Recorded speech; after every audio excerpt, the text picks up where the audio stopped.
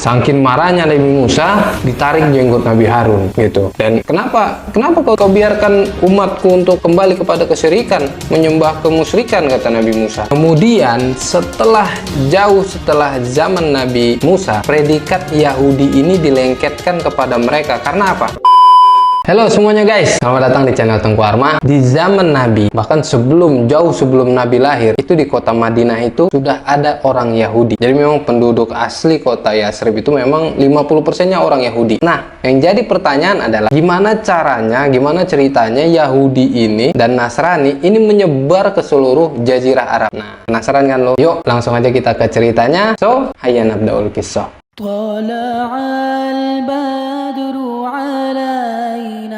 من ثنيات الوداع وجب الشكر علينا ما دعا لله داع.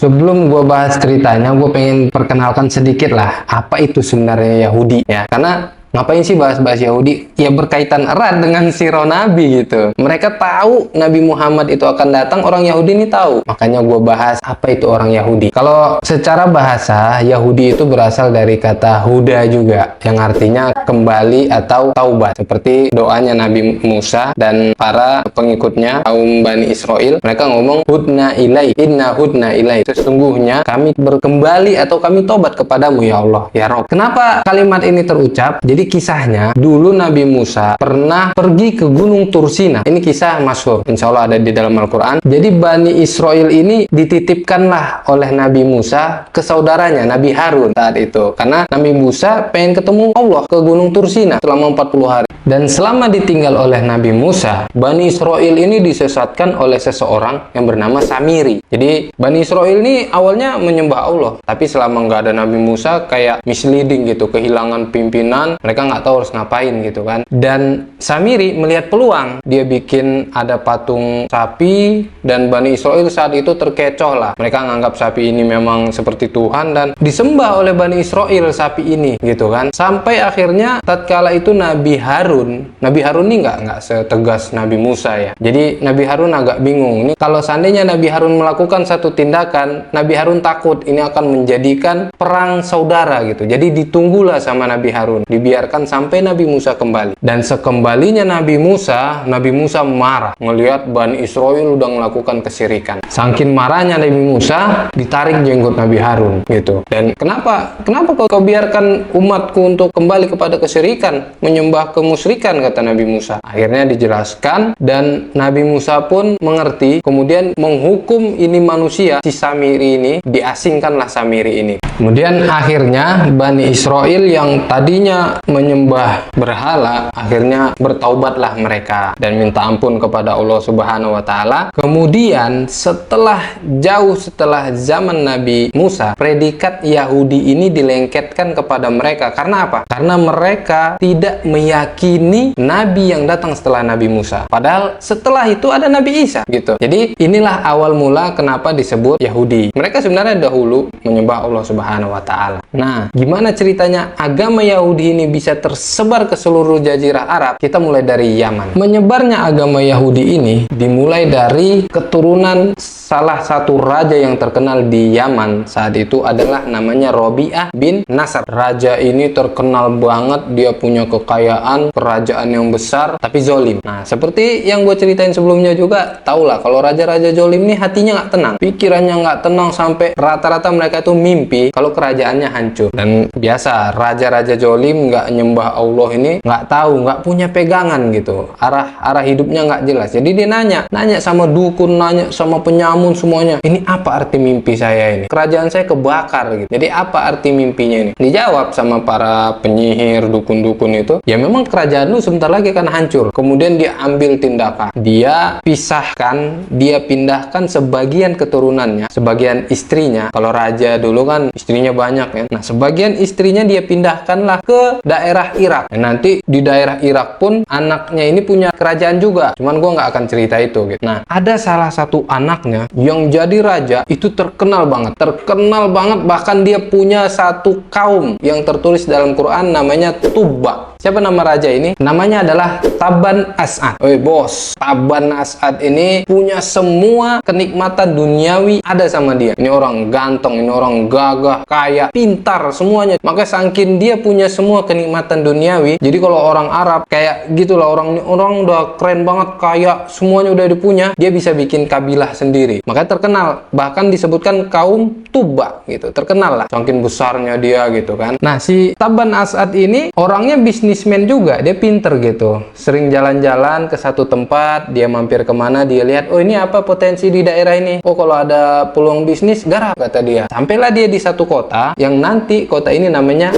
Madinah. Sekarang kita kenal Madinah, dulu namanya Yasrib. Tapi sama Rasulullah Shallallahu Alaihi Wasallam kita nggak boleh sebut lagi Yasrib setelah Nabi hijrah. Makanya dulu namanya Yasrib, sekarang kota Madinah. Sampailah dia di kota Madinah, dia lihat ini kota Madinah subur banget kebun kurmanya. Kalau lihat denah geografis kota Madinah itu di bagian utara itu kebun kurma luas banget yang di dekat Gunung Uhud. Itu makanya petani atau orang-orang Madinah itu mereka hasilnya dari peta ini bertani kurma, jualan kurma, terkenal sampai sekarang. Kurma Madinah itu ajib-ajib. Jadi dia inisiatif, dia taruh anaknya di sini, belajar bisnis di sini, usaha di sini. Akhirnya dia tinggalkan untuk ya kalau mau ngirim kurma dari Madinah ke Yaman, anaknya lah yang ngurus gitu kan ceritanya. Nah, tiba-tiba anaknya ini punya masalah sama warga setempat, sama orang di pasar kali ya. Ini cekcok-cekcok, berantem, terbunuh anaknya. Sampai kabar berapa minggu kemudian, 3 minggu kemudian nyampe kabar ke Yaman kalau anaknya yang di Madinah ini mati, terbunuh. Wah, Taban nggak terima cuy. Bener-bener dia nggak terima, dia marah. Oh ini kita harus serang nih, kota Madinah nih, Yasrib harus kita serang. Dia bawa pasukan, dia menuju ke Yasrib, mau dia kepung. Jadi memang Madinah zaman Nabi itu, sebelum Nabi pindah ke Madinah pun, Madinah itu ada bentengnya di bagian selatan, di depan. Nah, letak Madinah itu kalau kayak gini nih, ini Madinah, di kanan kiri itu ada batu-batu hitam gede, besar. Jadi orang nggak mungkin bisa dari arah barat sama timur, nggak mungkin bisa masuk. Di bagian utara itu ada kebun kurma. Susah juga kalau mau masuk dari sini. Tinggal satu-satunya jalur adalah di selatan. Ini gerbangnya kota Madinah. Kalau nanti kita akan lanjut cerita perang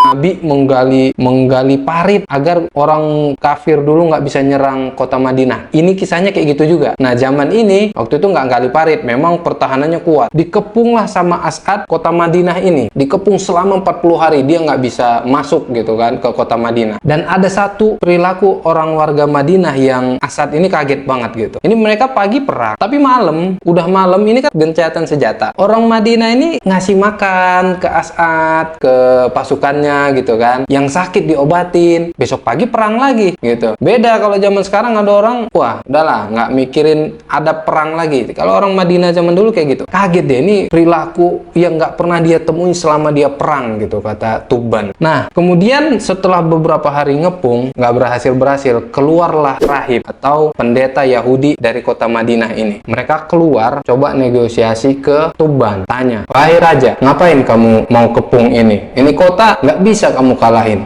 Kenapa? Kata Tuban. Iya, ini adalah kota Mahjarun Nabi, kata mereka. Ini adalah kota yang nantinya jadi tempat hijrahnya Nabi, kata orang Yahudi. Ini zaman masa sebelum diutusnya Nabi Muhammad. Udah dekat ya, setelah sepeninggalan Nabi Ismail. Pokoknya sudah masa-masa jahiliyah ya. Orang Yahudi tahu gitu. Di dalam Taurat mereka sudah disampaikan, diucapkan kalau nanti akan ada Nabi. Bahkan di dalam Taurat Injil itu disebutkan Nabi Muhammad, nama Nabi Muhammad secara spesifik gitu. Nah, rahib Yahudi tadi atau pendeta Yahudi tadi sampaikan ke raja, ke Taban gitu kan. Terus mereka sampaikan kalau kota ini dilindungi, ini tempat hijrahnya Nabi. Kamu sampai kapanpun nggak bakal bisa serang kota ini gitu. Akhirnya Taban nanya, lah dari mana kamu tahu ini? Dari sini, dari kitab kami. Mulailah rahib ini tadi ceritakan, ini begini-begini, kami Tuhan kami Allah. Diceritakan mereka sama orang Yahudi ini tadi. Tertariklah Taban ini kan. Wah, kok bagus ajarannya, kok gue suka gitu. Nggak lama dia akhirnya masuk Yahudi. Nah, Taban ini masuk Yahudi, dia suka sama rahib ini tadi, dan dia mulai berpikir, dia rayu pendeta ini tadi, rahib 2 ini tadi, boleh nggak kalian ikut kami ke Yaman? Karena kami di Yaman ini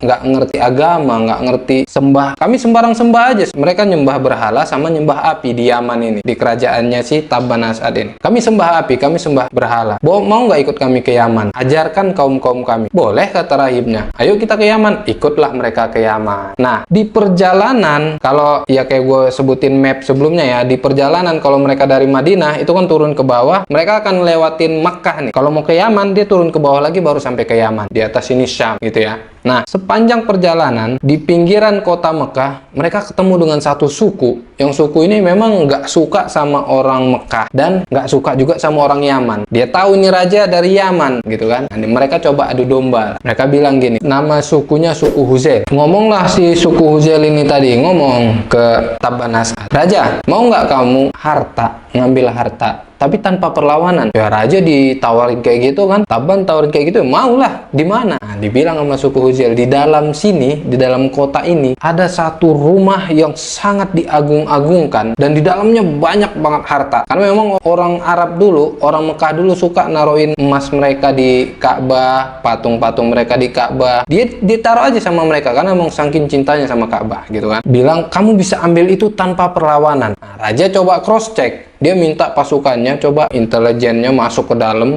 mata-matain bener nggak. Setelah masuk pasukannya ke dalam, ke Mekah, dan dilihat kayaknya memang nggak ada pasukan yang berarti banget gitu, nggak ada yang jagain banget gitu. Baliklah pasukannya, konfirm ke raja. Iya raja, memang ada rumah yang itu dikelilingin selalu sama mereka, diagung-agungkan banget itu tempat, tapi emang nggak ada penjagaan ketat. Oke, kalau gitu kita siap-siap, kita serang, kita ambil hartanya, kita pulang. Nah, begitu malam mau menyerang ke Mekah, kan persiapan nih pasukan Taban ini mau menyerang Mekah. Pendetanya ngelihat, kok ini pergerakannya ini bukan pergerakan mau pulang ke arah Yaman nih, kok pasukan pada bawa senjata, pemanah ngambil panahannya, pada pakai baju besi, baju perangnya kan. Ini mau ngapain ini? Nanya pendeta tadi, rahib 2 tadi nanya ke Taban As'ad, raja mau ngapain gitu, kok gerak-geriknya beda? Iya, aku dengar di dalam ada rumah yang sangat diagung-agungkan, tapi di dalamnya juga ada harta, aku bisa ambil tanpa perlawanan, kata raja. Langsung pendeta pun tahu, mereka pun tahu. Ingat, mereka ngomong, raja, yang ngomong sama raja tadi siapa? Suku Huzail. Iya, ini orang memang nggak suka sama orang Yaman, nggak suka sama orang Mekah. Jadi ya wajar mereka suruh raja begitu. Dan ingat raja ya, ini orang Yahudi ngomong seperti ini, demi Allah raja, kami tidak tahu kalau Allah itu punya rumah di muka bumi kecuali tempat ini, Mekah ini tadi nih, Ka'bah ini tadi nih. Nah, kalau kamu serang tempat ini raja, kamu yang celaka. Waduh, udah jangan deh. Terus saran kamu gimana? Kata Taban As'ad, raja, kamu datang ke dalam, kamu masuk tawaf situ, kamu berbuat baik situ, agungkan tempat ini raja, kamu berinfak, sodakoh di situ. Ya udah, kalian ikutlah, kata raja kan. Dia mau. Oh, kami nggak bisa raja. Kenapa? Kami nggak akan tawaf di Ka'bah selama di Ka'bah ada patung-patung berhala. Lihat, orang Yahudi sebenarnya luar biasa gitu. Cuman memang penolakan mereka terhadap nabi-nabi setelah Musa itulah yang membuat mereka dimarahi oleh Allah Subhanahu wa taala. Bahkan Allah marah banget sama orang Yahudi. Allah bilang dalam Al-Qur'an, "Apa tu'minuna bi ba'dil kitabi wa takfuruna bi ba'd?" Kamu itu mengimani sebagian yang disampaikan oleh kitab, tapi kamu mengkufurkan sebagiannya lain, kata Allah Subhanahu wa taala. Jadi ya suka-suka mereka aja. Kalau mereka mau dia imani, dia jalani, tapi kalau mereka nggak mau dia kufur gitu. Makanya orang Yahudi itu pintar sebenarnya, tapi nggak mau menjalani. Nah, setelah raja dibilang seperti itu, oh ya udahlah, kata raja. Masuk Taban, masuk dia ke Mekah, ke Ka'bah, dia tawaf, terus dia berinfak situ, dia sedekah di Ka'bah gitu kan. Terus dia nginep 3 malam di Mekah. Terus mimpilah dia. Di malam pertama dia mimpi kalau dia menutupi kain di Ka'bah gitu. Akhirnya dia ambillah kain pertama, ditutupin. Malam keduanya dimimpi lagi kalau dia nutupin dengan kain yang lebih bagus. Dia tutupinlah dengan kain terbaik dari Yaman, saat itu katun. Ditutupinlah Ka'bah dengan katun tadi. Nah, dialah pencetus pertama yang namanya kiswah.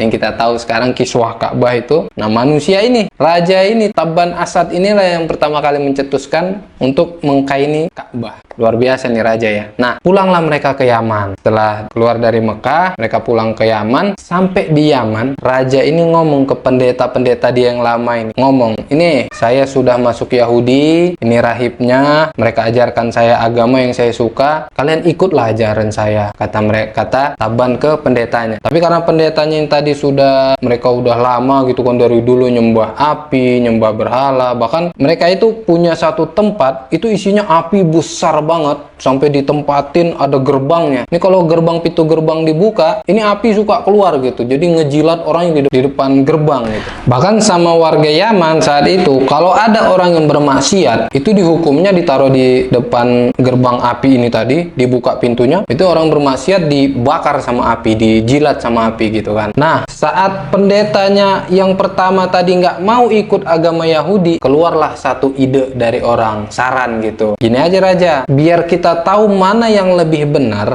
pendeta Yahudi ini atau pendeta kita, coba aja taruh di depan gerbang api. Siapa yang dijilat sama api, siapa yang dilalap sama api, berarti dia yang salah. Pas ditanya gitu, ngomong ke pendeta Yahudi, silahkan aja, semoga Allah bantu kami, kata orang Yahudi, Allah tunjukkan gitu. Udah, datanglah ditaruh di depan gerbang api tadi, dan memang yang dilahap sama api pendetanya si Tabban Asad yang pertama tadi gitu. Tapi mereka lari awalnya, cuman karena sama masyarakat dilihat, loh ngapain lari, kalau ini kita lagi pembuktian nih, pembenaran, disuruh mendekat gitu kan. Soalnya mendekat. Yang kedua kali dibuka lagi pintu apinya, tetap yang dimakan pendeta yang lama gitu. Sampai akhirnya dari kejadian ini orang ngelihat, oh ini benar nih, pendeta Yahudi ini, rahib Yahudi ini benar nih. Dari kejadian ini satu negeri Yaman masuk agama Yahudi. Luar biasa. Jadi dari sinilah mulai tersebar Yahudi di Jazirah Arab. Nah, gimana cara tersebarnya Nasrani di Jazirah Arab? Menurut gua akan ceritakan di video selanjutnya. Dan yang sudah nonton video ini sampai akhir, gua ucapkan terima kasih banyak bagi kalian, dan yang udah subscribe juga, love you buat kalian, terima kasih. Like video ini, share ke saudara-saudara kalian, siapa tahu mereka mendapatkan faedah dari video yang kita ceritakan. Dan menurut gua cukup video kali ini, so see you next video. طلع البدر علينا من ثنيات الوداع وجب الشكر علينا ما دعا